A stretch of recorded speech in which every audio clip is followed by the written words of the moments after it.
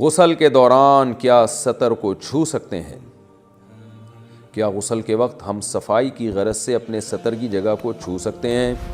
نیز کیا سطر کو چھونے سے وضو ٹوٹ جاتا ہے یا نہیں؟ ساجد صاحب مقبوضہ کشمیر سے پوچھتے ہیں۔ دیکھیے، غسل کرتے ہوئے اپنے سطر کو ہاتھ لگا کے ہی دھویا جاتا ہے۔ آپ پتہ نہیں کس طرح سے، یعنی کیسے آپ کہہ رہے ہیں کہ ہاتھ لگا سکتے ہیں، تو ہاتھ نہیں لگائیں گے تو دھوئیں گے کیسے اس کو؟ تو ہاتھ لگا کے اچھی طرح سے اس کو دھونا چاہیے جہاں بھی ناپاکی لگی ہوئی ہے، پھر ہاتھوں کو اچھی طرح دھونا چاہیے۔ صحیح بخاری مسلم کی حدیث ہے کہ آپ صلی اللہ علیہ وسلم پر جب غسل فرض ہوتا تھا تو آپ صلی اللہ علیہ وسلم سب سے پہلے اپنی جگہ سے جہاں بھی آپ نجاست لگی ہے اس کو اچھی طرح ہاتھ سے صاف کرتے تھے۔ اس کے بعد آپ صلی اللہ علیہ وسلم اپنے ہاتھ مبارک کو زمین پہ اچھی طرح سے رگڑ کے صاف کرتے تھے۔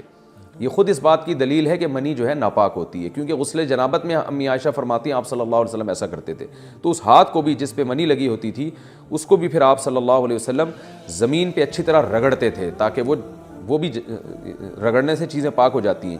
تو یہ نبی صلی اللہ علیہ وسلم کا طریقہ ہے کہ آپ جب واش روم میں جائیں تو آپ پہلے جہاں جہاں جسم پہ گندگی لگی ہے اس کو اچھی طرح سے دھوئیں، اس کے بعد ہاتھوں کو آپ اچھی طرح سے، آج کل زمین پہ مٹی نہیں ہوتی تو صابن ہے، صابن سے اچھی طرح سے آپ ہاتھ دھو لیں تو انشاءاللہ وہ پاک ہو جائیں گے۔